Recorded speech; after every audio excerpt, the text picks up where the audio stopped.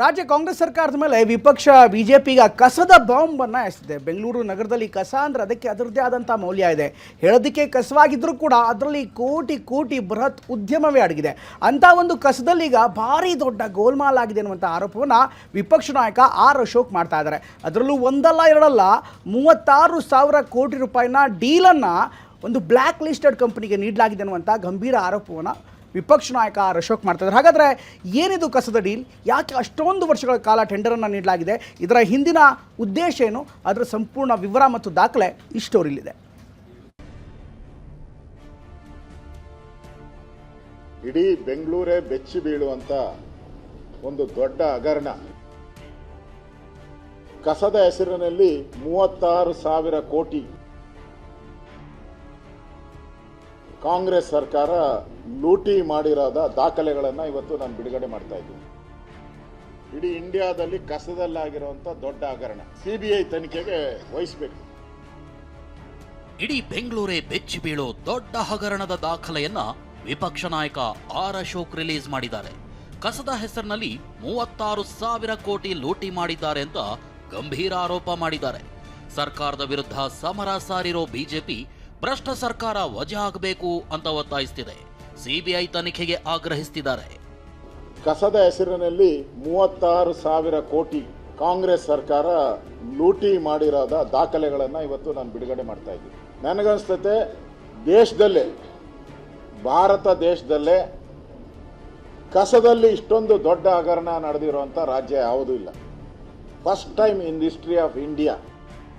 ಕಸದ ಗೋಲ್ಮಾಲ್ ಬಗ್ಗೆ ಲೆಕ್ಕ ಸಮೇತ ವಿವರಣೆ ಕೊಟ್ಟ ವಿಪಕ್ಷ ನಾಯಕ ಆರ್ ಅಶೋಕ್, ಕಸ ಸಂಸ್ಕರಣೆಗೆ 1 ಟನ್ಗೆ 260 ರೂಪಾಯಿ ಖರ್ಚಾಗುತ್ತೆ. ಆದರೆ ಸರ್ಕಾರ ಕೊಡ್ತಿರೋದು 2012 ರೂಪಾಯಿ ಆಗಿದೆ. 30 ವರ್ಷಗಳಲ್ಲಿ 39,000 ಕೋಟಿ ಹಣ ಕೊಡಲಾಗ್ತಿದೆ. ಟೆಂಡರ್ನಲ್ಲಿ ದೊಡ್ಡ ಗೋಲ್ಮಾಲ್ ಅಂತ ಗಂಭೀರ ಆರೋಪ ಮಾಡಿದ್ದಾರೆ. 1 ಟನ್ಗೆ 260 ರೂಪಾಯಿ ನಾವು ವಿ ಆರ್ ಪೇಯಿಂಗ್.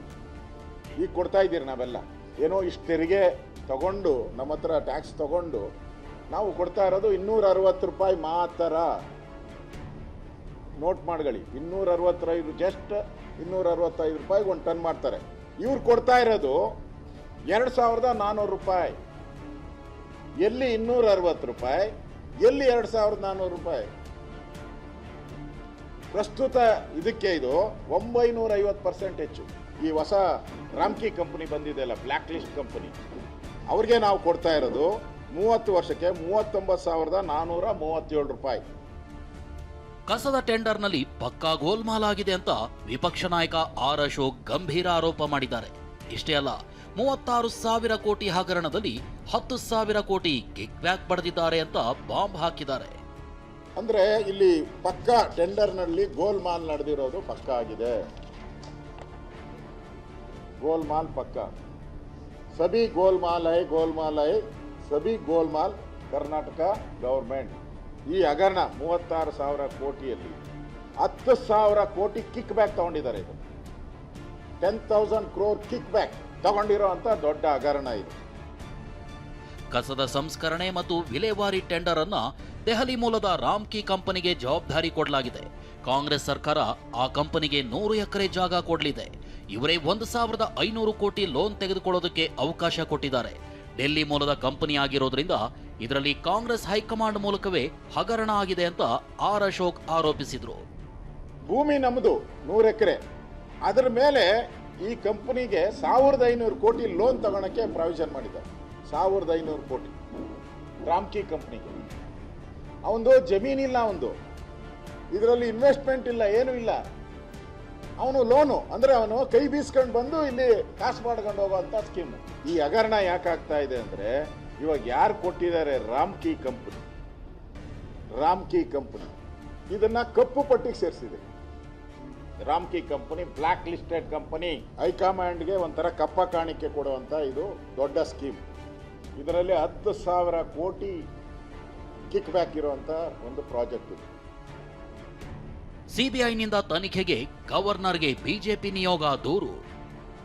ಕಸದ ಟೆಂಡರ್ನಲ್ಲಿ ನಡೆದಿರೋ ಅಕ್ರಮದ ತನಿಖೆ ಆಗಬೇಕು ಅಂತ ರಾಜ್ಯಪಾಲ ಗೆಹ್ಲೋಟ್ಗೆ ಬಿಜೆಪಿ ನಿಯೋಗ ದೂರು ಕೊಟ್ಟಿದೆ. ಸಿಬಿಐ ತನಿಖೆಯಾಗಿ ಸರ್ಕಾರ ವಜಾ ಆಗಬೇಕು ಅಂತ ಆರ್ ಅಶೋಕ್ ಆಗ್ರಹ ಮಾಡಿದ್ರು. ಈ ವೇಳೆ ಪರಿಷತ್ ವಿರೋಧ ಪಕ್ಷದ ನಾಯಕ ಛಲವಾದಿ, ಸಂಸದ ಪಿಸಿ ಮೋಹನ್, ಶಾಸಕರಾದ ರವಿ ಸುಬ್ರಹ್ಮಣ್ಯ, ಮುನಿರಾಜು ಉಪಸ್ಥಿತರಿದ್ದರು. ಈ ಸರ್ಕಾರನೇ ವಜಾ ಮಾಡಬೇಕು ಅಂತ ಗವರ್ನರ್ಗೆ ನಾವು ಹೇಳಿದ್ದೀವಿ. ಈ ಸರ್ಕಾರನ ಇದೊಂದು ದೊಡ್ಡ ಸ್ಕ್ಯಾಂಡಲ್ ಇದು. ಈ ಸರ್ಕಾರನ ವಜಾ ಮಾಡಿ ಇದನ್ನು ಸಿಬಿಐ ತನಿಖೆಗೆ ಕೊಡಿ ಅನ್ನೋ ಆಗ್ರಹವನ್ನು ಗವರ್ನರ್ಗೆ ನಾವು ಮಾಡಿದ್ದೀರಿ. ವಿಪಕ್ಷ ನಾಯಕ ಆರ್ ಅಶೋಕ್ ಹಗರಣದಲ್ಲಿ ನೇರವಾಗಿ ಕಾಂಗ್ರೆಸ್ ಹೈಕಮಾಂಡ್ ಭಾಗಿ ಅಂತ ಆರೋಪಿಸುತ್ತಿದ್ದಾರೆ. ಅದಕ್ಕೆ ತಕ್ಕಂತ ಪ್ರಮುಖ ಅಂಶ ನೋಡೋದಾದ್ರೆ, ದೆಹಲಿ ಕಂಪನಿಯಿಂದಲೇ ಹಗರಣ ಆಗಿದೆ, ಅದರಲ್ಲೂ ಕಾಂಗ್ರೆಸ್ ಹೈಕಮಾಂಡ್ ಮೂಲಕವೇ ಹಗರಣ ಆಗಿದೆ ಅಂತ ಆರ್ ಅಶೋಕ್ ಆರೋಪಿಸುತ್ತಿದ್ದಾರೆ. ತಮಗೆ ಬೇಕಾದ ಬಲಾಢ್ಯ ಕಂಪನಿಗಳಿಗೆ ಕಸದ ಟೆಂಡರ್ಗಳನ್ನು ಕೊಟ್ಟಿದ್ದಾರೆ ಅನ್ನೋದು ಆರೋಪ. ಈಗಾಗಲೇ ಕಪ್ಪು ಪಟ್ಟಿಗೆ ಸೇರಿದ ಕಂಪನಿಗೆ ಇವರು ಟೆಂಡರ್ ಕೊಟ್ಟಿದ್ದಾರೆ. ಇದರ ಬಗ್ಗೆ ತನಿಖೆ ಆಗಬೇಕು ಅನ್ನೋದು ಬಿಜೆಪಿ ಒತ್ತಾಯ. ಅದೇನೇ ಹೇಳಿ, ಕಸದ ಟೆಂಡರ್ನಲ್ಲಾಗಿರೋ ಹಗರಣ ನಿಜ ಆಗಿದ್ರೆ ತನಿಖೆಯಿಂದ ಎಲ್ಲವೂ ಹೊರಬರಬೇಕಿದೆ. ಕಸದ ಹೆಸರಲ್ಲಿ 36,000 ಕೋಟಿ ಲೂಟಿ ಅಂತ ಆರ್ ಅಶೋಕ್ ಆರೋಪಕ್ಕಷ್ಟೇ ಸೀಮಿತವಾಗದೆ ತನಿಖೆಯಾಗಿ ಸತ್ಯಾಂಶ ಗೊತ್ತಾಗಬೇಕಿದೆ. ಕಿರಣ್ ಹನ್ಯಾಡ್ಕ, ಟಿವಿ9 ಬೆಂಗಳೂರು.